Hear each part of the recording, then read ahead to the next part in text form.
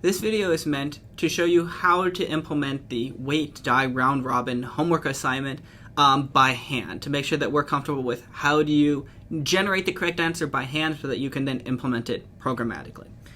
So what I'm doing is I'm starting with an example input here. There are 3 transactions 0, 1, and 2, and they both, all of them want to perform 2 different actions. They all want to perform a read, and then they all want to perform a write. This is a nice small example here. Okay, so the way that you go about is we're implementing a scheduler that's using this kind of round robin scheme where it tries to do an action from transaction 0, then an action from transaction 1, then an action from transaction 2, and then it cycles back to 0, 1, 2 until all of them are done. And these various actions, they can either do reads, they can do writes, they can do a commit, or they can roll back. And interspersed with all those things, they'll also be asking for and receiving shared and exclusive locks, as well as releasing those locks through unlock actions. All right, so let's start with trying to do the very first action from the first transaction. So transaction 0 wants to do a read on database element A. Can it do that? Well, first thing we need to do is we need to give it a shared lock on A, right? In order to do the read, you need the shared lock. So I'm just putting this here just to help me remember that transaction 0 holds that. And so our first action in the schedule is we give a shared lock to A, which is fine. Nobody else is holding any exclusive locks on A. And then we can do its read 0 of A. All right. So that's the first action from transaction 0. Now we're moving on to the next one. What does transaction 1 want to do? Well, it wants to do a read on B, so it needs a shared lock on B. And we're happy to give it that. There's nothing that conflicts with that. And so we give it its shared lock on B, and then it can do its read on B. All right, great. Now we go to transaction 2 here. Transaction 2 wants to do a read on A. Can it do that? Well, in order to do that, it needs to get a shared lock on A. Can we give it that shared lock? Yep, because nobody holds any exclusive locks on A. So we can say we're going to give it the shared lock 2 on A, and we allow it to do its read as well. Alright, so we've reached the end of our transaction, so we cycle back to the very beginning and then proceed as forth. So what does transaction 0 want here? Well, transaction 0 wants an exclusive lock on A so that it can do its write. Alright, can we give it that exclusive lock? No. So the problem is we can't give it an exclusive lock because transaction 2 right here already holds a shared lock. So then we have to say, okay, now the question becomes, do we wait or do we die? Well, transaction 0 started before transaction 2, right? Transaction 0 is our oldest transaction. And so in the wait die scheme, if you have a conflict between 2 transactions, the older one waits. So right now, actually, transaction 0 is now waiting for transaction 2 to release its locks. Right? Older ones wait. So what happens with transaction 0 right now in the schedule? Nothing. We say it's waiting, we move on. Okay? So transaction 0 wants its exclusive lock. It's waiting for the younger locks to release it so that it can proceed. Okay, so we don't actually add anything for transaction 0 here. So we move on. Transaction 1. What does transaction 1 want? Well, transaction 1 wants a exclusive lock on A. Right? It wants to be able to do a write on A, and to do that, it needs an exclusive lock. Now, who is stopping it from getting an exclusive lock here? Well, the first transaction to look at, let's look at transaction 0 here. Transaction 0 holds a shared lock, so we can't give transaction 1 an exclusive lock on A until transaction 0 is done with it. And so then the question becomes, do we wait or do we die? It's like, in the game of locks, you wait or you die. Okay, so transaction 1 is younger than transaction 0. So should it wait or should it die? It should die, okay? Because it's like, nope, older ones can't wait on younger ones. It dies. So how do we show that it dies? Well, we need to roll it back. We do a rollback. We do a rollback for transaction 1. All right, and then when you do the rollback, you also need to release your locks. Now, has transaction 1 got any locks? Yeah, it got that lock on B, so you better release that lock on B.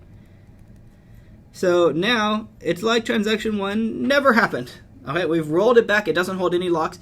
Now we need to start again. So actually what I should be doing is keeping track of what transactions have occurred so far. So now these these actions have occurred. Transaction 1 used to have a line, but we got rid of it because we rolled it back. Okay? So that was a sad turn of events for transaction 1. Now we move on to transaction 2. Transaction 2 wants to get an exclusive lock on B so that it can do its write on B. Do we let it do that? Sure. Does anybody hold an exclusive lock or a shared lock on B? No. So we can actually upgrade this shared lock to an exclusive lock, and we give that, say, hey, exclusive lock, I say exclusive, but I write it as exclusive lock on, oh, wait, no, I'm messing that up. That's a shared lock on A. I need to give a new exclusive lock to on B.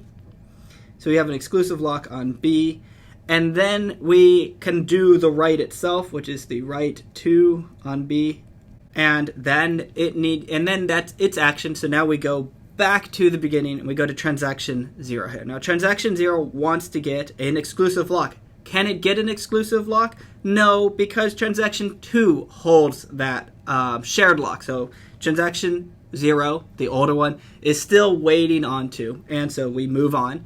Transaction 1, what does transaction 1 want? Well, transaction 1 wants a shared lock on B. Can we give it a shared lock on B? No, because transaction 2 holds the exclusive lock on B. And transaction 1 is older than transaction 2, so transaction 1 is waiting on transaction 2. Okay, transaction 2, what does it want to do? Well, transaction 2, I should have mentioned, transaction 2 finished its write here. And so now the next thing for transaction 2 to do is to do its commit, right? Because it's done all of its actions. So it does its commit on transaction 2, and that's great. And now we can release its locks. It releases its unlock on 2 on A and unlock on 2 on B. And for the purposes of this problem, just unlock your locks in alphabetical order each time, just so that your output will exactly match the correct output that my schedule has. And now, after it's finished that commit, transaction 2 is entirely done. We won't ever have to think about it again. Okay? So now we cycle back to the beginning. Oh, and by the way, it released both of those locks. So now transaction 0 can go. Transaction 0, what does it want? It wants an exclusive lock on A. Can we give it that exclusive lock on A? Sure, because nobody has an exclusive lock on A right now. So we're going to upgrade that lock to an exclusive lock. I keep writing the wrong thing. Exclusive lock 0 on A. We gave it that exclusive lock. It can now do its write that it's been waiting so long to do.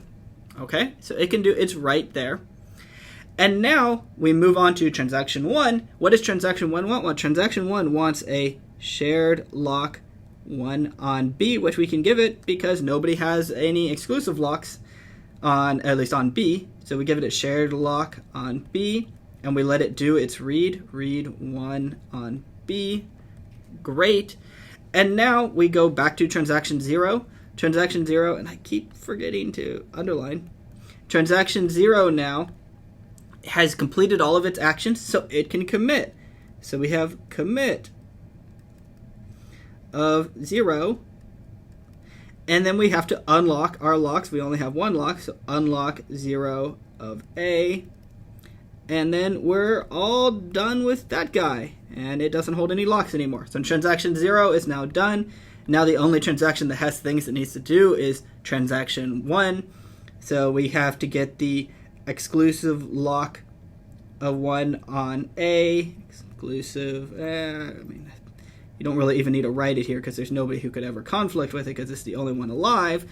And then it gets its write 1 on A. And now it's completed all of its actions, so it can now commit. So we have commit of 1, and then we can't forget to do the unlocks. Unlock 1 of A, and unlock 1 of B. And this right here now is our entire schedule that would be created by doing a round-robin wait die scheme, where you go through each action and you try to perform that by getting the necessary locks. If you can't get the necessary locks, then you either wait or you die, And if you die, you roll back and release those locks. If you wait, you just move on to the next transaction. And eventually, given enough time, you'll eventually get through all of the actions for all of the transactions, and they'll all eventually be committed under a wait Dicey. You'll never get a deadlock situation here.